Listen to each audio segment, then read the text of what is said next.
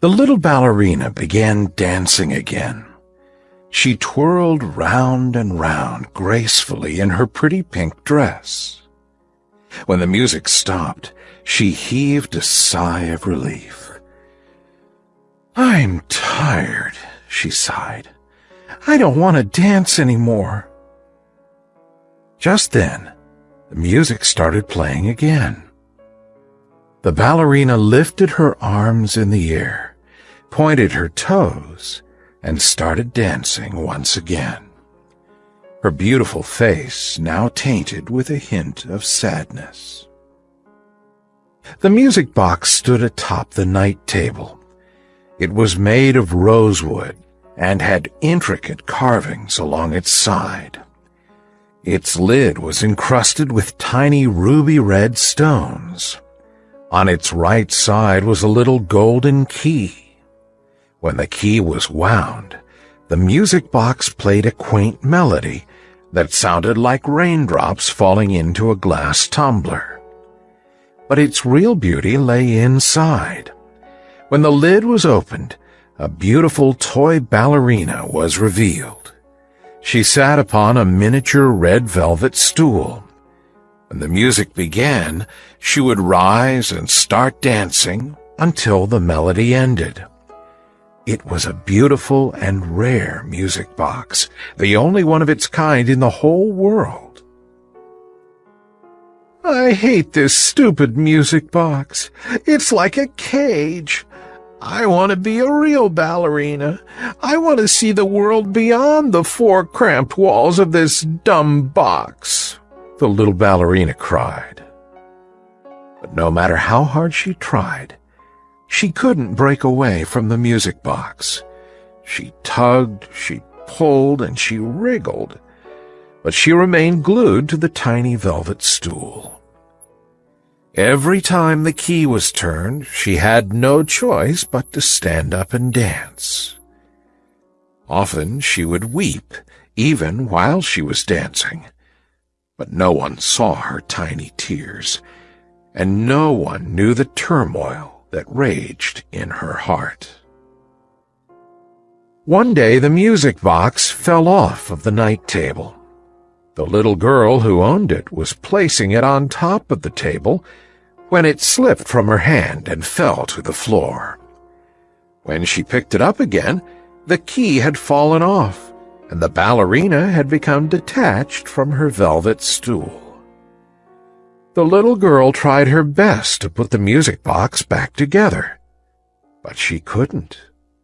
Sadly, she placed the broken box back on the night table and walked away.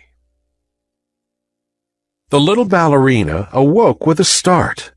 She was in a deep slumber when she found herself falling. Then there was a crash, and she found herself being thrown off the velvet stool. When all was quiet, she found that the lid of the music box was open. She stood up and tried to take a step. She stumbled a bit. She was not used to walking. She tiptoed to the center of the box, climbed on top of the stool, and made her way out of the box. She was finally free. Her eyes widened in awe at the sights around her. She saw things she had never imagined she would ever see. There were exciting toys and colorful books, pretty dresses and dainty shoes, beautiful picture frames, and knickknacks strewn all across the room. To think she had lived in this very same room for so many years and had never seen all this. The ballerina jumped off the night table, ran out of the room, and wandered around the house, gasping as she took in each new sight. But she still longed to see the sky and the trees. So she crept out of the house and into the garden. There she basked in the sunlight under the shade of the mango tree. After a while, she decided to explore further. She hopped onto the pavement and waited for the cars to pass so that she could cross over to the other side. Just as she stepped onto the road, a car sped past just inches away from her. She jumped in fright and hurriedly crossed the road frantically, looking in all directions for any speeding cars. Across the road was a little sweet shop. It had all sorts of wonderful candies and sweets displayed in glass jars. The ballerina pressed her nose against the glass and peered inside. Her mouth watered at the sight. The shop was full of little children chattering away, their faces and fingers all sticky from the candy. The ballerina walked into the shop, trying to decide which candy she wanted. She went up to the man behind the counter. "1 bag of striped fruit rock, please," she said. There was no answer. She tried again. "Excuse me, sir, I would like a bag of striped fruit rock, please." The man paid no notice to her. Another customer came up to the counter, almost crushing the little ballerina under her foot. The ballerina wondered why no one was paying any attention to her. "Look, Mommy, it's a little ballerina," said a chirpy voice. The ballerina looked up into the big, watery eyes of a little girl in a pink jumpsuit. She had a big white bow in her dark brown curls. She was crouched down on all fours. "Come on now, dear, this is a sweet shop. There are no ballerinas here," said her mother firmly, taking her hand and pulling her away. The little girl resisted and came closer to the ballerina. She took a piece of candy from her bag and gave it to the ballerina. "Here, little ballerina, have some candy," she said. The ballerina took the candy and smiled at the little girl. "Thank you," she said. Then she twirled around and did a little ballet dance for the girl. The girl clapped her hands and squealed with joy before she was dragged away by her mother. "I guess it's only children that take any notice of me," she sighed, munching away at the candy. When she came out of the shop, she saw across the street a big poster stuck on a lamppost. On it was a picture of 4 beautiful ballerinas on a huge stage. "The Belouse Ballet at the Majestic Theater, 6 p.m. Tickets available at the venue." "How lovely, a ballet show! I must go see it," the ballerina said. The ballerina took a little nap for a while. She awoke all excited with the thought of watching the ballet show. "Who knows, maybe they will offer me a job. I could be one of those lovely ballerinas dancing on the stage. I will travel the world to exotic places and perform in the biggest shows. I will be a famous ballerina one day," the ballerina cried, her eyes lighting up. The theater was filled with people. There was a long queue for the tickets. The ballerina skipped past the line and entered the theater. She stood there dumbfounded in awe. The theater was grand. Its walls were covered with majestic carvings. There were rows and rows of seats. Suddenly a bell rang and everyone hurried to their seats.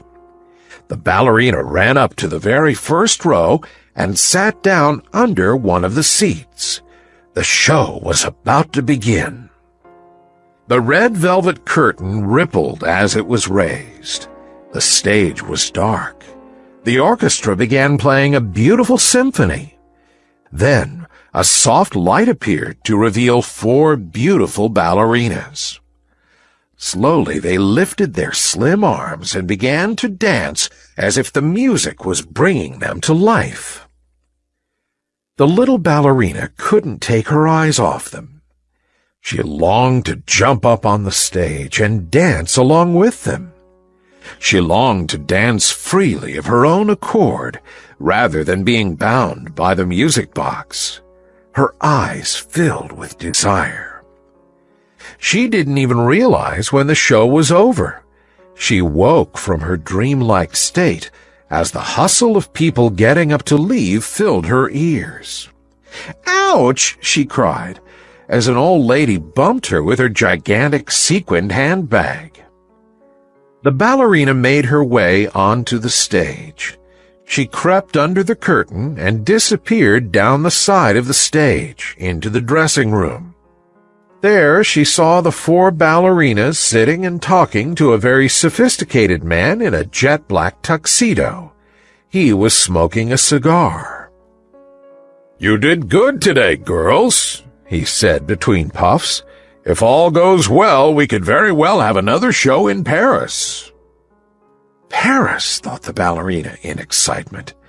He must be the manager. I must go speak to him. She walked up to him. Clearing her throat, she said politely, "Sir, would you be interested in hiring another ballerina for your troupe? I have been dancing all my life, and am quite experienced in this regard." "Where did this little toy come from?" the man said, bending down and picking up the ballerina while she was still talking. "How strange!" The man's voice boomed in her ears. "Someone must have dropped it here by mistake." "It's so adorable!" cried one of the ballerinas, taking the ballerina from the man. "Ew, it's all dirty and sticky," another ballerina said, taking the ballerina and throwing her into a corner. The little ballerina winced as she hit the floor. "They think I'm a toy," she cried in dismay. Just then a scuffling by her side made her jump. She screamed as hard as she could when she saw a monstrous black mouse sniffing at her, its long whiskers bobbing up and down. She tried to run, but her dress was stuck under the mouse's paw. She pulled harder, and the hem of her dress tore. But she managed to escape.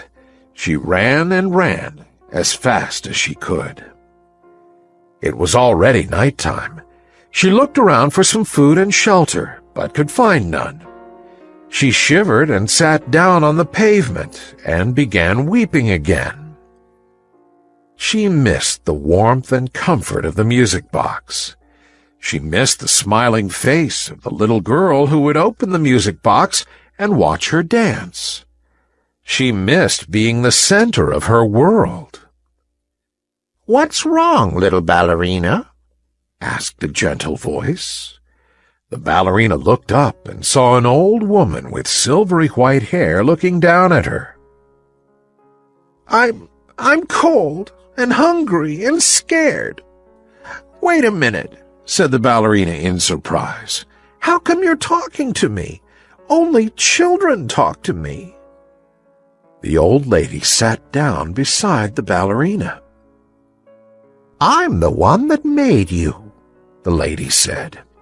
"I'm a toy maker. My shop is just down the street. I made the music box that you used to live in. Then I made you. And you were so lovely that I wanted you to have the best home ever." The tears fell down the ballerina's cheeks in big droplets. "I just wanted to be a real ballerina," she sniffed. "But you're not a real ballerina," said the old lady. "You were never meant to be." The ballerina broke out into sobs again. The old lady took the little ballerina's tiny hand in hers and said, "I made you to be a toy, a little toy ballerina that would bring joy to a little girl who would someday own you. I even gave you a wonderful home so you would be comfortable." The ballerina stopped crying. "We each have a purpose in our lives, and yours is to bring happiness to that little girl whom you belong to, who at this very moment is completely devastated on seeing her music box empty," the lady said. The ballerina stood up. Oh, I must get back to her then. The poor dear must be missing me terribly. Wait, first I need to tidy you up a bit. You can't go back to the music box looking like that, said the old lady, picking up the ballerina and taking her into her shop. The ballerina was bathed, mended, and dressed in a pretty new dress before the old lady dropped her off at the home of the little girl. "My ballerina!" cried the little girl when she saw the little ballerina at her doorstep. The ballerina was fixed back onto the velvet stool in the music box, where she danced and danced for years to come. After all, there was really no other place she'd rather be. Thank you for watching. Please like, share, subscribe for more videos. Press the bell icon and select all to get notifications.